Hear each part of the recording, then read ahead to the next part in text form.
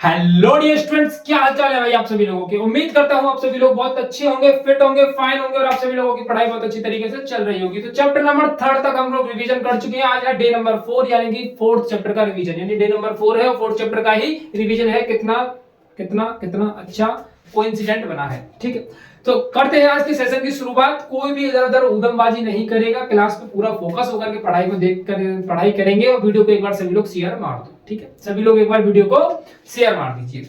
हाँ, एक बात और सभी लोगों को बताना चाहूंगा कि अगर आप सभी लोग इस बात को लेकर के चिंतित हैं कि हमारा मैथ का पेपर कैसा होगा, हमने तो अभी तक कुछ भी नहीं पढ़ा है, इस तरीके से बैठे हो कि यार पेपर छाती पे आ चुके हो और अभी तक कुछ भी नहीं पढ़ा है, तो बिल्कुल भी चिंता मत करो। बस इस रिवीजन बैच को जाकर के ज्वाइन कर लो, आकर के ज्वाइन कर लो। ठीक है ना, जो भी चैनल पर नया है चैनल को सब्सक्राइब कर लो, क्योंकि ये रिवीजन बैच आपकी नैया को करने वाला है पार। क्योंकि इससे बाहर अगर आपको एक भी क्वेश्चन देखने को मिल जाए तो चैनल को सब्सक्राइब करके चले जाना। फटाफट से जल्दी से क्लास को करते हैं शुरू। ठीक है, तो सर सबसे पहले हमको करना होगा क्वाड्रेटिक इक्वेशन के बारे में थोड़ा बहुत एनालिसिस कि क्वाड्रेटिक इक्वेशन क्या होती है। तो सर हमारा सबसे पहली बात तो यही हो गई कि ये चैप्टर नंबर 4 है। ठीक है, ये तो हमको पता है सर।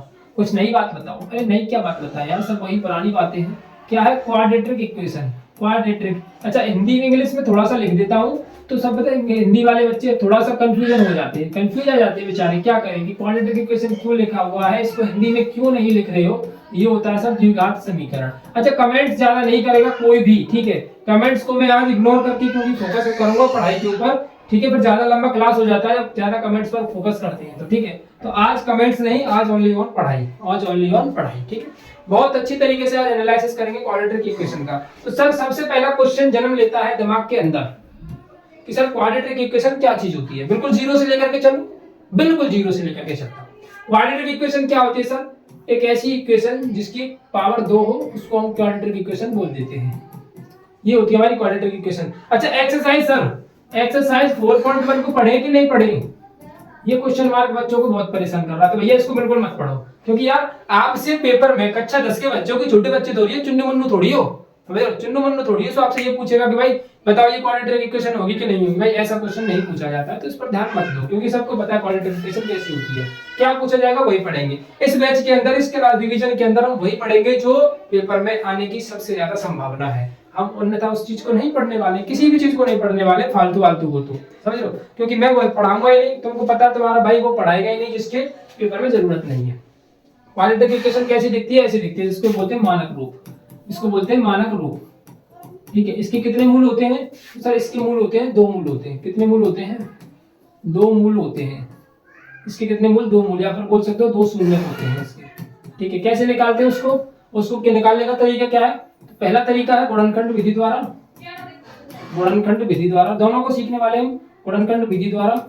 ठीक है, एक और तरीका है, नंबर 1 ये हो गया, नंबर 2 हो गया द्विघाती सूत्र द्वारा। द्विघाती सूत्र द्वारा, द्विघाती सूत्र द्वारा। उसको एक और नाम से जाना जाता है, द्विघाती सूत्र को एक और नाम से जाना जाता है। उसका नाम क्या है? श्रीधराचार्य, श्रीधराचार्य विधि, श्रीधराचार्य विधि, श्रीधराचार्य विधि, श्रीधराचार्य विधि, इससे भी जाना जाता है। गुणनखंड यानी मानक रूप, यानी हमारा द्विघात समीकरण का x² + bx + c होता है। इसके 2 मूल्य होते हैं, 2 शून्य होते हैं, जिनका नाम क्या है सर? एक अल्फा ले लेते हैं, एक बीटा हो जाता है। इनको निकालते किस तरीके से? एक तो गुणनखंड विधि से, एक द्विघात विधि से, यानी द्विघाती सूत्र से। फिर इसके बाद क्या पढ़ना है हमको? फिर हमको पढ़ना है विविक्त कर, विविक्त कर, विविक्त कर, विविक्त कर, विविक्त कर। क्या पढ़ना है हमको? विविक्त कर, जिसको बोलते हैं डिस्क्रिमिनेंट, डिस्क्रिमिनेंट।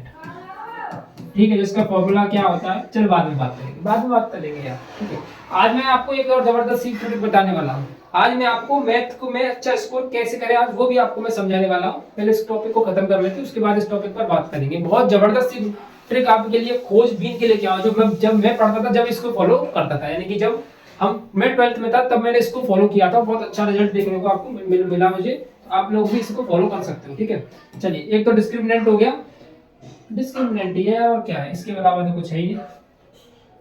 चलो तो यही है अपना लास्ट, ये 2-3 टॉपिक पढ़ने हैं सर। तो ये इसको पढ़ना पड़ेगा। ये हमने सेकंड चैप्टर के अंदर रिवीजन कर लिया इसका। सेकंड चैप्टर के अंदर। गुणनखंड विधि भी हम सेकंड चैप्टर के अंदर पढ़ चुके हैं, पर लेकिन कुछ बच्चे कह रहे होंगे अरे ये क्या होगा, हवाल तो बोल रहे थे गुणनखंड विधि को समझाएंगे, आप बोल रहे हो कि यार सेकंड चैप्टर के अंदर पढ़ चुके हैं, इस वीडियो को जाकर देखना पड़ेगा। चलो ठीक है, आप सभी लोगों के लिए एक बार और गुणनखंड विधि को हम एक्सप्लेन कर लेते हैं। चलो सबसे पहले गुणनखंड विधि, ठीक है, गुणनखंड विधि दो क्वेश्चन सॉल्व करते हैं, इससे अच्छी तरीके से समझने की कोशिश करते हैं गुणनखंड विधि को। अगर गुणनखंड विधि ना आए तो फिर क्या होगा सर, एक बार में समझ में ना आए तो अरे कोई दिक्कत नहीं है, गुणनखंड विधि ना आए तो फिर आपको ब्रह्मास्त्र दिया जाएगा। देखो छोटे मोटे तीर कब तक चलाओगे, छोटे मोटे तीरों को कब तक चलाओगे, आपको ब्रह्मास्त्र दे दूंगा मैं, उसका आपको आह्वान करना सिखा दूंगा, उसको आपको छोड़ना सिखा दूंगा, ठीक है, उसको वापस बुलाना भी आपको सिखा दूंगा, सभी तीनों मंत्रों को देकर के कहानी खत्म, ठीक है। ब्रह्मास्त्र का इस्तेमाल करना आप सीख जाओगे, ऐसे थोड़ी अश्वत्थामा की तरह कि आप ब्रह्मास्त्र छोड़ना जानते हो, उसको वापस बुलाना नहीं जानते, उसको भी मैं बुलाना सिखा दूंगा आपको। चलिए तो गुणनखंड सबसे पहले शुरू करते हैं क्वेश्चन से। क्वेश्चन लिया हमने 2x square minus 5x plus 3 equal to 0, ये है, इसको गुणनखंड विधि से सॉल्व करते हैं। सबसे पहले क्या करना होता है हमको गुणनखंड विधि में, पीछे वाले नंबर और आगे वाले नंबर का करते हैं गुणा। कितना आता है सर, 6 आ जाता है। कितना आता है, 6 आता है। अब हमको ये चेक करना है, अब हमको क्या करना है, 6 के ऐसे फैक्टर ढूंढने हैं, यानी कि ऐसी संख्या ढूंढनी है जिनको गुणा करने पर 6 आता हो। तो सर गुणा करने पर 6 कब कब आता है, एक तो 3 का गुणा 2 में करेंगे जब 6 आ जाएगा, और एक 1 का गुणा 6 में करोगे जब 6 आ जाएगा, ठीक है। अब ये तो आ गया।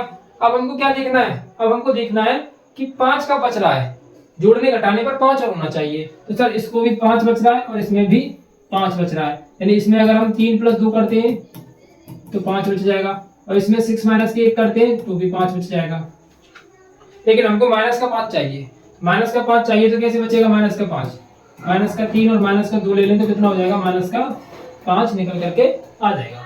तो हमको क्या लेना होगा, माइनस के 3 और माइनस के 2, 2x स्क्वायर माइनस के 3x माइनस के 2x प्लस के 3 बराबर में 0। इसको यहाँ से x कॉमन ले लेते हैं, ये हो जाएगा आपका 2x माइनस के 3, और इसको यहाँ से कोई भी कॉमन नहीं है तो 1 कॉमन लेंगे। अगर माइनस का कॉमन लिया तो ये चिन्ह बदल जाएगा, माइनस प्लस माइनस हो जाएगा, तो 2x माइनस के 3 बराबर में 0। अगर ये दोनों डिब्बे अगर एक जैसे आ गए, बिल्कुल सेम एज इट इज, कोई भी माइनस प्लस का इधर से उधर भी नहीं हुआ है, तो समझ लो आपको क्वेश्चन एकदम सही हो गया है, ठीक है। तो ये हो जाएगा 2x माइनस के 3 और x माइनस के 1 बराबर में 0। सॉल्व कैसे करोगे और आगे तक, तो 2x माइनस के 3 बराबर 0 रख दोगे एक बार, और एक बार x माइनस 1 के बराबर भी 0 रख दोगे, 2x बराबर में 3 हो जाएगा, तो x बराबर में 3/2 हो जाएगा, और ये x बराबर में 1 हो जाएगा। अब देखो कुछ बच्चे पता क्या कह रहे हैं, सोच रहे होंगे कि सर 6 में से भी तो अगर हम इसको ऐसे कर लेते तो भी तो -5 बच रहा था, तो ये क्यों नहीं लिया आपने। अगर मैं इसको ऐसे कर लेता तो 1 में से 6 जाएगा तो माइनस का 5 बच रहा है, लेकिन 1 को अगर -6 से मल्टीप्लाई करते हो तो माइनस का 6 आ रहा है, लेकिन चाहिए था हमको क्या, हमको चाहिए था प्लस का 6, हमको चाहिए था प्लस का 6, लेकिन यहाँ पर माइनस का 6 आ रहा है। और इन दोनों को करने पर -3 और -2 करने पर माइनस के 5 भी आ रहा है, और -3 और -2 का गुणा करने पर प्लस के 6 भी आ रहा है। दोनों कंडीशन सेटिस्फाई हो रही है, सिर्फ इस वाले केस से नहीं हो रही है, इसलिए इसको छोड़ दिया था, ठीक है। चलो ये बात समझ में आई गुणनखंड कैसे करना होता है। चलो एक और क्वेश्चन करते हैं गुणनखंड, एक और क्वेश्चन करते हैं, देखता हूँ एक और क्वेश्चन उपस्थित है कि नहीं हमारे डाटा के अंदर।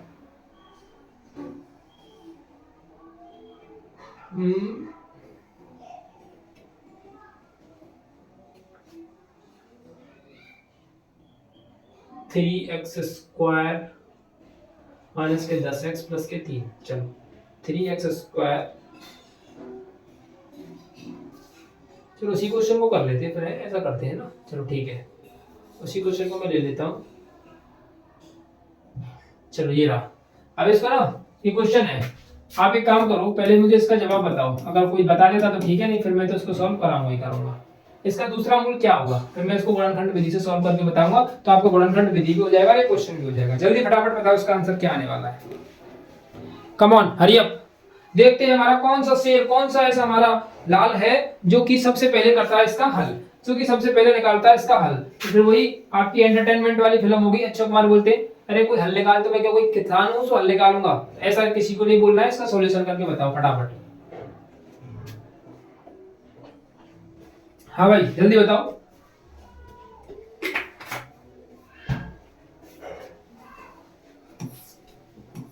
सभी गए, सभी का खात्मा हो गया, हो गई टाटा खुश, किसी का भी आंसर नहीं आया अभी तक। चलो देखो तो मैं बताता हूँ इसका, गुणनखंड से सॉल्व करेंगे।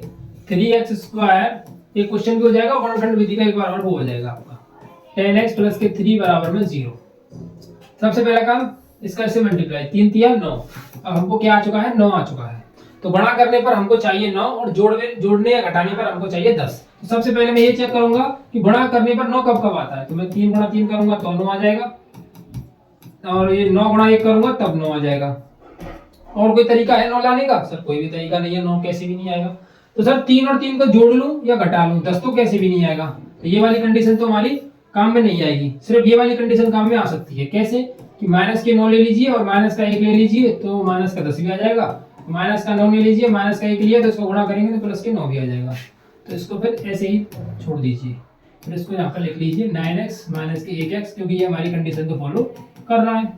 इसमें से कितना कॉमन आएगा सर? 3x। कॉमन क्या लेते हैं? कॉमन वो संख्या लेते हैं जो दोनों में भाग चला जाए, जिससे दोनों के बाद भाग चला जाए। जैसे मैंने 3 को कॉमन लिया है तो 3 का 3 में भी भाग चला जाएगा और 3 का 9 में भी भाग चले जाएगा। तो कोई बच्चा ये पूछे सर 2 नहीं ले सकते, क्योंकि 2 का भाग ना तो 3 में जाएगा ना 9 में जाएगा। कोई बच्चा ये मत कहना कि सर 9 क्यों कॉमन नहीं ले रहे, 9 का भाग 9 में जा तो रहा है। तो 9 का भाग 9 में चला जाएगा लेकिन 3 में नहीं जाएगा। 9 का भाग 3 में देके बताओ चला जाएगा? नहीं जाएगा। ऐसी संख्या कॉमन लेते हैं जिसका दोनों में डिवाइड हो जाए। तो ये हो जाएगा आपका, अब ये यहाँ पर 1 कोई भी कॉमन है तो 1x, माइनस लिया है तो माइनस प्लस माइनस। देखो दोनों डिब्बे सेम आ गए, इसका मतलब सही कर रहे हैं। x माइनस 3 और एक ये वाला और एक ये वाला, 3x माइनस के 1 बराबर में 0।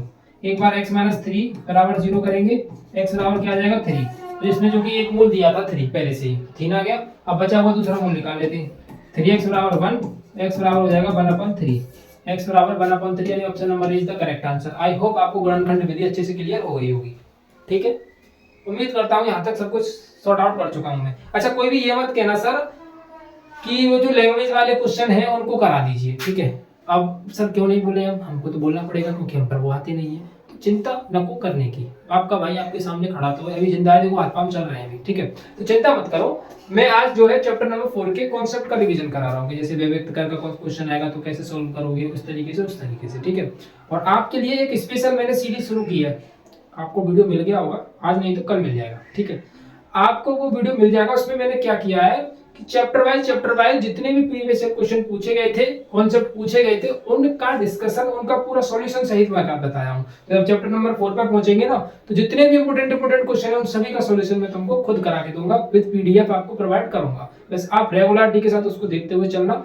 आपको ये समझ लीजिए कि अगर आप वो वीडियोस 15 वीडियोस की सीरीज है, क्योंकि 15 चैप्टर है, वो देख लो ना, तो आप ये समझ लो गंगा जी ना आगे। क्योंकि आपका मैथ का पेपर फिर आपको इस तरीके से जेब में रख गया है, कभी भी मैथ का पेपर ले ले कोई दिक्कत नहीं है। क्योंकि 15 एवरेज अगर मैं लगाऊं कि एक चैप्टर से अगर मैं 15 क्वेश्चन करूंगा तो 15 × 15 होते हैं 225, लगभग कितना ही होता है, 15 का स्क्वायर 225 होता है। तो 225 क्वेश्चन आपको पूरा बंडल तैयार हो जाएगा। और भाई 225 में से ना, भाई मजाक नहीं कर रहा, आई एम सो सीरियस, मैं बिल्कुल भी मजाक नहीं कर रहा हूँ।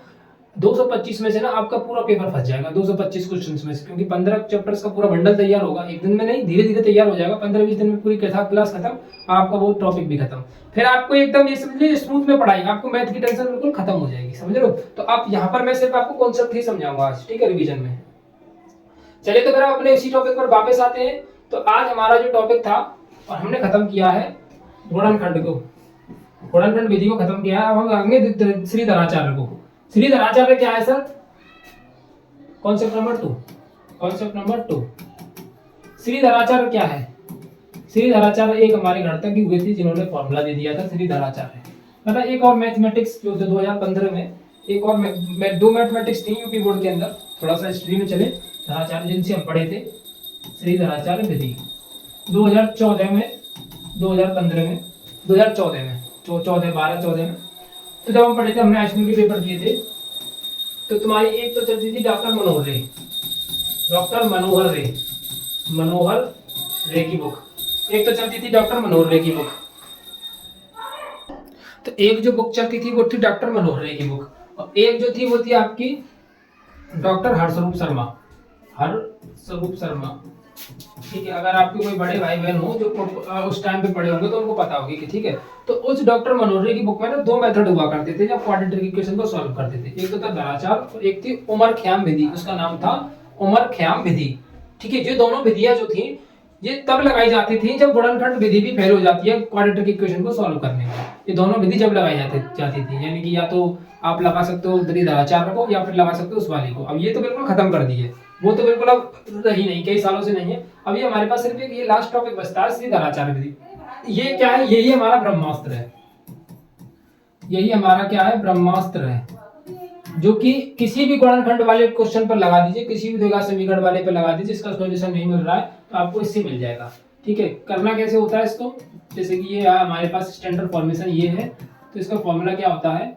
x बराबर minus b plus minus under root b square minus के 4ac अपॉन 2a। अच्छा, कुछ बच्चे क्या करते हैं, देखो मैं बताऊं आपको। वैसे देखो, मैं पहले इसको वाइंड अप कर देता हूँ। ये आपका फॉर्मूला है, ठीक है, ये आपका क्या है? फॉर्मूला है, ठीक है। अच्छा, इसको कुछ बच्चे देखो ऐसे भी लिख लेते हैं, तो मैं उनको स्पेशल रिक्वेस्ट भेज रहा हूँ भाई साहब अपनी तरफ से कि इसको ऐसे मत लिखा करो प्लीज। देखो ऐसे लिख लेते हैं, ये गलत है, ठीक है, आप गलती कर जाओगे। इस b को बिल्कुल नेगलेक्ट करके छोड़ देते हो, यहाँ पर ही लिखते हो इस 2a को, फिर आप इसको इससे कैंसिल आउट कर देते हो। तो ये फॉर्मूला इस तरीके से लिखना है, पूरा यहाँ से इसको यहाँ तक खींचना है, जिससे आपको पता रहे कि ये जो 2a है इसके ऊपर है ये पूरा सिस्टम। अब आप क्या करते हो, इसके ऊपर इसको ही लेते हो, ये वाली वैल्यू नहीं लेते हो। तो ये इस तरीके से लिखना गलत है इसका, कुछ बच्चे इसी तरीके से लिखते हैं, इसलिए मैं बोल रहा हूँ, ठीक है। चलो, तो ये होता है अपना फॉर्मूला। इसको लगाना कैसे है उसको देख लेते हैं, इसको लगाना कैसे है उसको देख लेते हैं, ठीक है। देखो, जैसे हमारे पास एक क्वेश्चन, अच्छा उसी क्वेश्चन को ले लेते हैं। 3x square minus 10x plus 3 था, है ना। इसी क्वेश्चन को सॉल्व करते हैं इसी तरीके से। 3x square minus 10x plus के 3 बराबर में 0 था। अब इसको हमने गुणनखंड विधि से सॉल्व किया था, अब करेंगे द्विधाचार्य विधि से। देखो, सबसे पहले आगे वाला क्या होता है? a होता है, बीच वाला क्या होता है? b होता है, साइन सहित लेना होता है। c बराबर क्या होगा? 3। x फैक्स को नहीं लेते, a बराबर 3, b बराबर माइनस 10 और c बराबर 3। अब इस फॉर्मूले को पुट कर दो, मतलब फिट करना। वैसे इसमें फिट करना सीख गए ना, ये समझ लो सब कुछ सीख गए। माइनस के 10 plus minus under root b square, यानी माइनस के 10 का होल स्क्वायर माइनस के 4, a की जगह पे 3, c की जगह पे 3 अपॉन 2, a की जगह पर 3। x बराबर माइनस माइनस प्लस हो जाएगा, क्या हो जाएगा? 10 प्लस माइनस के अंडर रूट 10 का स्क्वायर कितना होता है? 100, 4 के 12, 12 दिया 36, पट्टे में 3 दूनी 6, ठीक है। x बराबर प्लस के 10 प्लस माइनस 100 में से 36 जाएगा तो कितना हो जाएगा? 64, पट्टे में 6। x बराबर 10 प्लस माइनस 64 कितने का होता है? 8 बट्टे में 6। अब यहाँ पर इसको सॉल्व कैसे करेंगे? ये सब बच्चे इस जगह पर कंफ्यूज होते हैं, सही से समझ लीजिए, कोई दिक्कत नहीं आएगी। एक बार हम लेते हैं प्लस का साइन और एक बार लेते हैं माइनस का साइन। इस तरीके से लिखोगे आप, प्लस का साइन और माइनस का साइन लिखोगे इस तरीके से। प्लस का साइन लेने पर, माइनस का साइन लेने पर, ठीक है। प्लस का साइन लोगे तो x बराबर 10 प्लस के 8 बट्टे में 6, 10 और 8 18 बट्टे में 6, तो ये हो जाएगा x बराबर 3। तो एक मूल उसका 3 ही था, आपको याद हो तो रिवाइंड करके देख सकते हो। और एक और करते हैं, फिर इसका माइनस का साइन लेंगे तो 10 माइनस के 8 बट्टे में 6। x बराबर 10 में से 8 जाएगा तो कितना बचेगा? 2 बचेगा, 2 बट्टे 6, और इसको कैंसिल करोगे तो एक हमारा आंसर 1/3 आता, उससे भी और इससे भी, दोनों तरीके से। तो इस तरीके से आप सॉल्व करते हो तो आपका हर एक क्वेश्चन सॉल्व हो जाएगा, कोई भी दिक्कत परेशानी नहीं आएगी। उम्मीद करता हूँ द्विधाचार्य विधि को लगाना आप लोगों को अच्छे से आ गया होगा, कोई भी आपत्ति परेशानी दिख नहीं रही होगी। चलिए बढ़े फिर आगे क्वेश्चन की तरफ। चलिए, अब हम क्या सीखेंगे? अगला कॉन्सेप्ट क्या सीखने वाले हैं हम? अगला कॉन्सेप्ट सीखने वाले हैं सर हम, जो लास्ट बचा हुआ है वो है विविक्त कर। वो क्या है? विविक्त कर, कॉन्सेप्ट नंबर 3। फिर हम करेंगे क्वेश्चंस को, ठीक है। 8-10 क्वेश्चन है, उनको सॉल्व करेंगे, जिससे कि प्रैक्टिस भी हो जाएगी थोड़ी सी क्वेश्चंस की। फिर उसके बाद क्लास का हो जाता है एंड। विविक्त कर, विविक्त कर यानी डिस्क्रिमिनेंट, डिस्क्रिमिनेंट,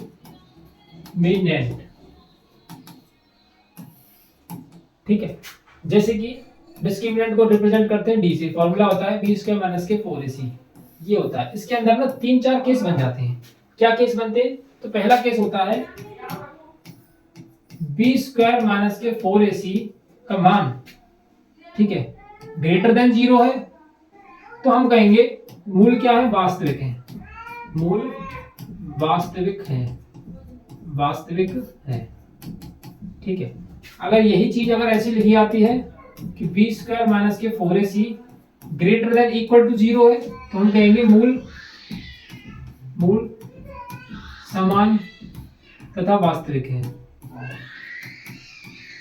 इस तरीके से भी आ जाता है, लेकिन केस तो 3 ही होते हैं इसके अंदर। मैं तुमको रियलिटी में अगर बात बताऊं तो केस तो 3 ही होते हैं, वास्तविक, काल्पनिक और मूल बराबर। काल्पनिक कब होते हैं? जब b स्क्वायर माइनस के 4ac का मान 0 से छोटा आता है।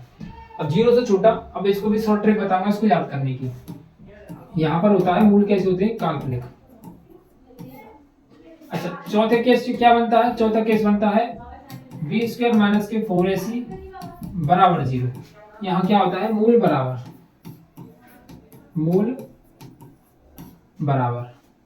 क्या होता है? मूल बराबर होता है। अब सर इसको याद कैसे रखेंगे? बहुत सिंपल है, देखो करना क्या है, जो चीज प्लस में होती है वो होती है रियल, जो चीज माइनस में होती है वो होती है इमेजिनरी। इमेजिनरी मतलब काल्पनिक,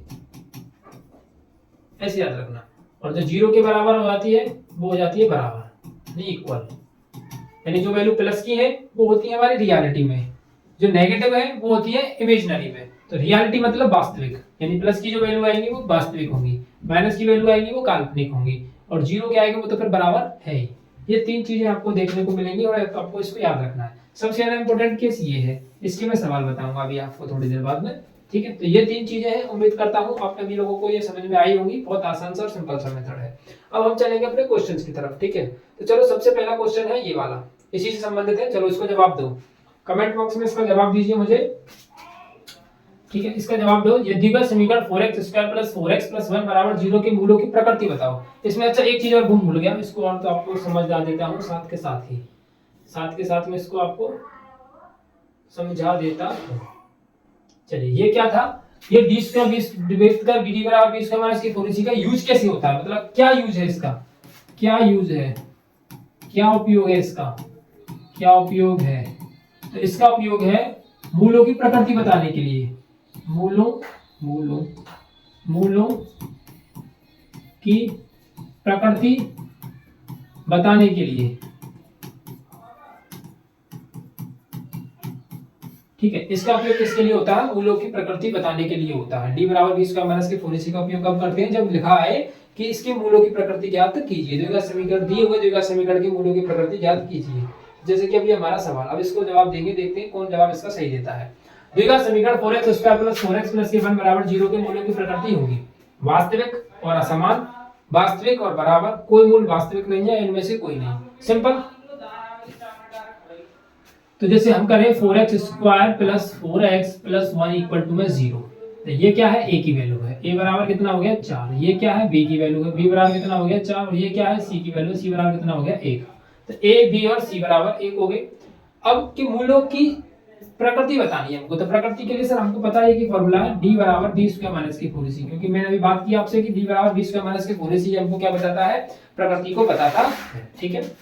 थोड़ा सा पानी हो जाए तो देखते हैं।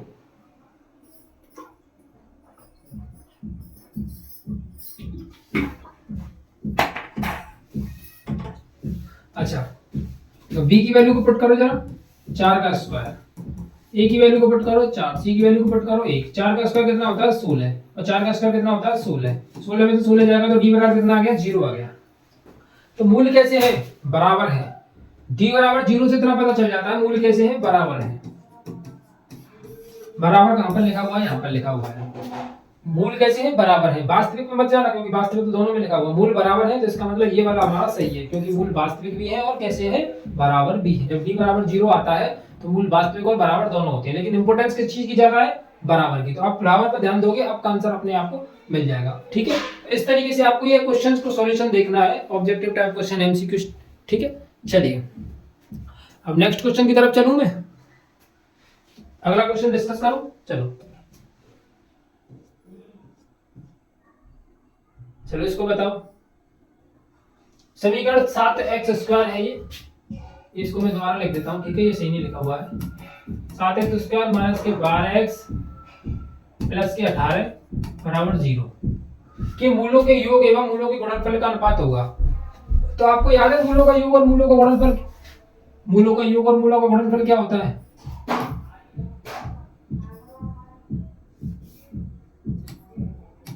मूलों का योग मूलों का योग क्या होता है, अल्फा प्लस बीटा यानी माइनस के बी अपॉन ए। ये हम सेकंड चैप्टर में पढ़ चुके थे, इसलिए मैंने इसका डिस्कशन नहीं किया, मैं पहले भी बता चुका हूं आपको, ठीक है। तो कोई भी परेशान मत करो मुझे इस बात के लिए कि ये तो आपने पढ़ाया नहीं है। मूलों का गुणनफल, मूलों का गुणनफल ये हो जाता है अल्फा इंटू बीटा सी अपॉन ए, ठीक है। अब देखो इसमें ए की वैल्यू कितनी है, ए की वैल्यू है सर 7, बी की वैल्यू कितनी है माइनस के 12, सी की वैल्यू कितनी है 18। इन सब चीजों को पुट करो, मूलों का योगफल यानी कि अल्फा प्लस बीटा माइनस के बी अपॉन ए, माइनस बी की जगह पर कितना आएगा माइनस का 12 और ए की जगह पर कितना आएगा, ये हो जाएगा 12/7, ठीक है। एक तो ये हो गया अल्फा प्लस बीटा यानी मूलों का योगफल। अब गुणनफल की बात करूं मैं तो अल्फा इंटू बीटा सी अपॉन ए, सी की जगह पर क्या आएगा 18, ए की जगह पर क्या आएगा 7, ये हो गया 18/7। अब इसने पूछा क्या था, मूलों का योग एवं मूलों के गुणनफल का अनुपात बताओ, यानी योग और मूल इसका अनुपात। तो इसका अनुपात मतलब अनुपात पूछा था, अनुपात यानी अल्फा प्लस बीटा और अल्फा अपॉन बीटा ये पूछा था अनुपात। अल्फा प्लस बीटा कितना है 12/7, अल्फा कितना है 18/7, 7 से 7 कट जाएगा बचेगा 12/18, 6 दूनी 12 6 तिया 18, तो 2:3 आना चाहिए। 2:3 किसमें है, option number D is the correct answer. इस तरीके से इस क्वेश्चन को करेंगे हम सॉल्व, ठीक है। चलो अगले क्वेश्चन पर बात करते हैं। बताओ इसका अगला क्वेश्चन तो हमने सॉल्व कर ही लिया था, अब अगले क्वेश्चन और देखता हूं मैं क्या है।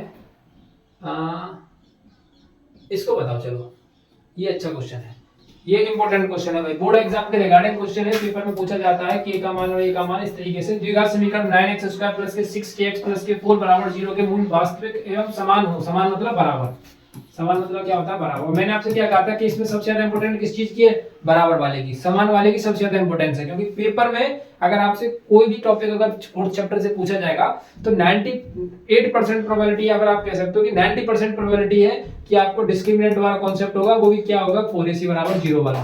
ये कॉन्सेप्ट आपको सबसे ज्यादा पूछा जाता है, क्योंकि इससे पूछते हैं k का मान निकालो, a का मान निकालो, p का मान निकालो। तो इसका जवाब दो कि आपको इसका आंसर क्या होगा। चलो बताओ इसका आंसर क्या है।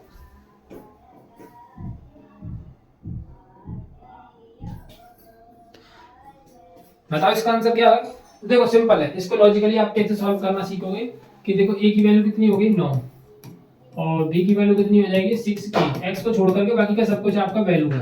c की वैल्यू कितनी हो जाएगी 4 कि मूल वास्तविक एकम समान बराबर हो तो मान क्या होगा। तो अब हम क्या करेंगे, हमको पता है कि बराबर है मूल, तो b² - के 4ac बराबर हम क्या कर देंगे 0 कर देंगे, b² - के 4ac बराबर हम क्या कर देंगे 0 कर देंगे, ठीक है। अब b की वैल्यू कितनी है 6k का हम क्या करेंगे स्क्वायर 4, a की जगह पर क्या लिखूंगा मैं, a की जगह पर 2 9 और c की जगह पर लिखूंगा 4, बराबर में हो जाएगा 0। 6k का स्क्वायर यानी कि 36k स्क्वायर और ये हो जाएगा 9 × 36, 36 चौके कितना होता है a b c 9 × 36, 36 चौके कितना होता है 108, 72 14 36 चौके देख लेते हैं एक बार कितना होता है। 24 की 4 16 की 2 4 3 12 12 13 14 144 होता है। कितना होता है 100 100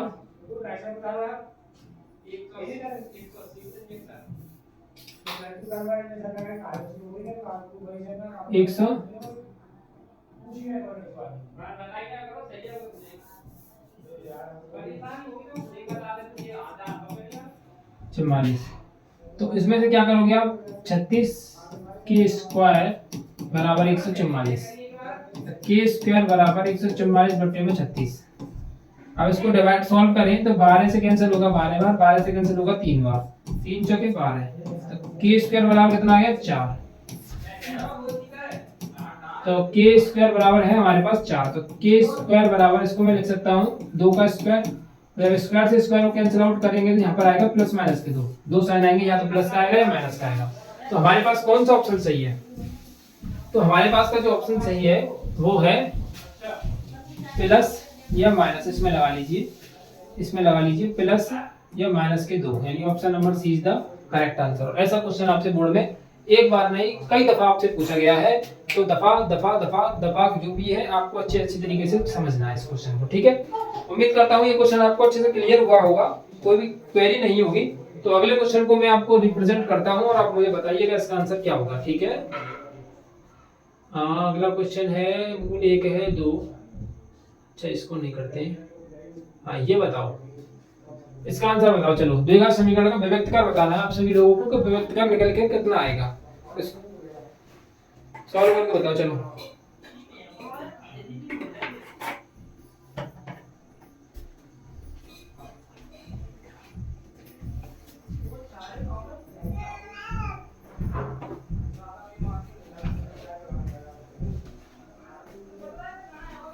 बताओ इसका आंसर क्या होगा। द्विघात समीकरण x square minus 15x plus के 50 बराबर 0 का विभक्तकार कितना होगा। तो विभक्तकार का फॉर्मूला याद है, अभी थोड़ी देर पहले बात की है। d बराबर b स्क्वायर माइनस की 4ac। तो b की जगह पर कितना है, माइनस की 15 का स्क्वायर। a की जगह पर इसके आगे मान लेते हैं 1 है, और c कितना है 50। 15 का स्क्वायर कितना होता है 225, और 5 चौक 20 यानी कि 200। कितना निकल करके आ गया 25। तो 25 option is the correct answer, ठीक है। तो देखो, ये जो क्वेश्चंस की जो पीडीएफ है मैं आप सभी लोगों के लिए भिजवा देता हूं, आप इन क्वेश्चंस को सॉल्व करना, ठीक है।